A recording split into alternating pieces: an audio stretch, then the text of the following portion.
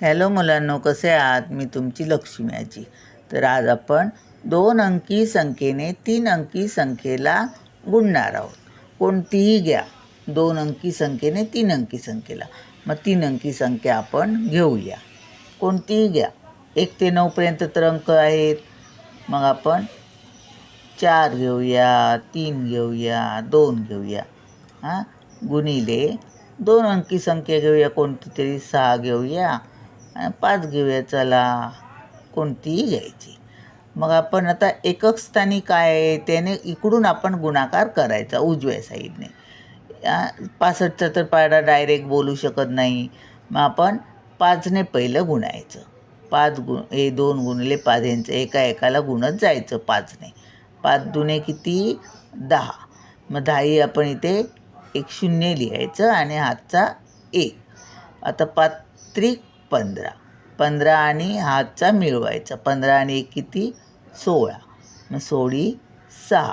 हातचा 1. आता 5 चोक 20. 20 आणि 1 किती? 21.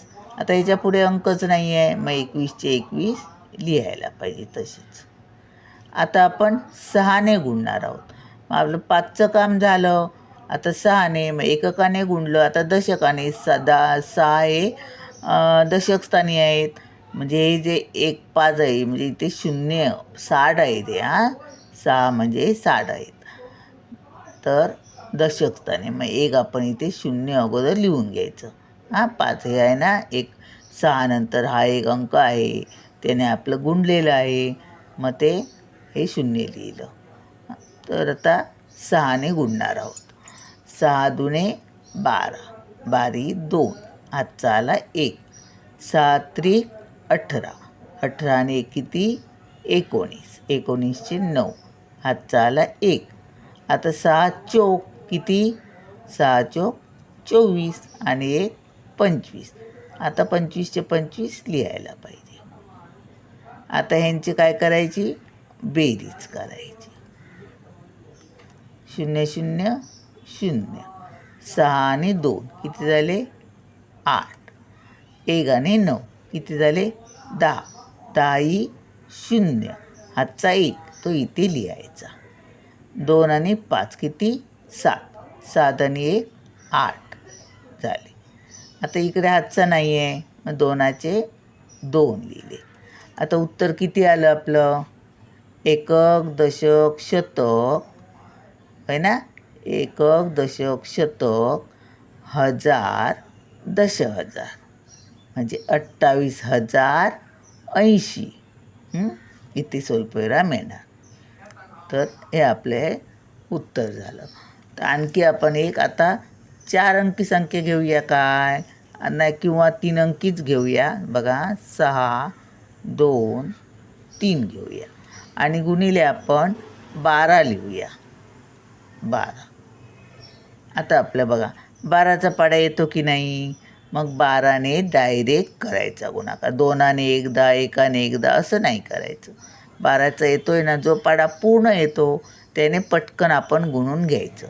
12 एके 12, 12 24, 12 त्रिक 36. 36. मग हे 6 लिहायचे इथे. हे गेले. आता फक्त हातचे 3 राहिले. 12 दुने किती? 24. 24 आणि 3 किती? 24 25 26 27. 27. हे 7 लिहिले इथे. हे गेले. 2 राहिले. हे आजचे राहिले. आता 12 संग किती? 12 पंच चला 12चा पाढा बोलूया. 12 एके 12, 12 24, 12 त्रिक 36, 12 चौक 48, 12 पंच 60, 12 संग 72. 72 आणि ह्याचे 2. 72 73 74. आता पुढे नाही आहेत म्हणजे 74 जशास तसे लिहायचे. हे बघ, 7,476 हे आपलं उत्तर आहे. असे जर छोटे असले आणि ज्याने आपल्याला डायरेक्ट आपण गुणू शकतो तर डायरेक्ट पाढा बोलायचा. आणि येत नसेल पाढा, जर ते 13 असले, आता 12चा बऱ्याच जणांचा पाढ असतो आणि जर इथे 13 असते, चला करूयाच. 4 2 1 गुणिले 13 करूया. 13चा जास्ती मुलांचा पाढा पाठ नसतो. मग ठीक आहे ना. 3 एके 3, एका एकाने गुणूया. 3 दुणे 6 आणि 3 चोक किती?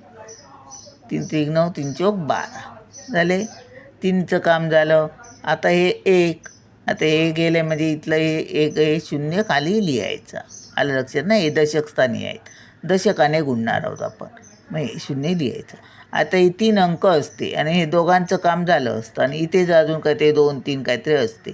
तर मग मात्र तिसऱ्या टप्प्याला आपण काय करायचं, 2 शून्य येणार आणि नंतर मग त्या अंकाने गुणायचं असतं. ते आता राहू दे. आता आपण काय करणार आहोत, 3चं काम झालं, एकाने गुणणार. 1 0 लिहिलं आपण हे 3च्या बदली. एकानंतर 1 3 आहेत म्हणजे 1 अंक आहे तो 1 0 लिहिलं, एकाने आता गुणणार आहोत. एकी एकी 1, एकी दोन्ही 2 म्हणजे कोणत्याही संख्येला 1ने गुणलं तर उत्तर तेवढंच येतं. 1ने 2ला गुणलं तरी 2, 1ने 4ला गुणलं तर 4च येणार. आता यांची बेरीज करणार आपण. 3चे 3, 6 आणि 1 7, 2 आणि 2 4, 1 आणि 4 5, 5473.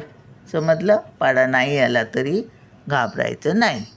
चला मग भेटूया पुढच्या व्हिडिओत. बाय.